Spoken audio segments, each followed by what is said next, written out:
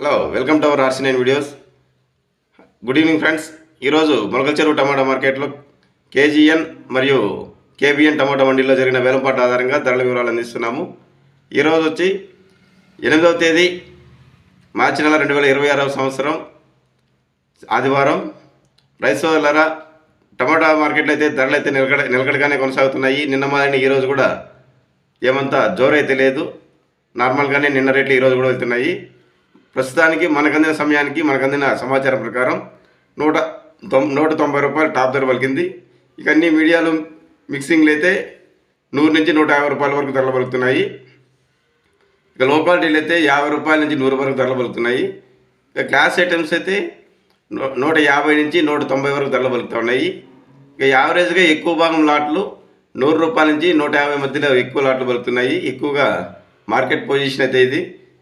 ప్రస్తుతానికి మనకందిన సమయానికి 190 రూపాయల టాప్ ధర.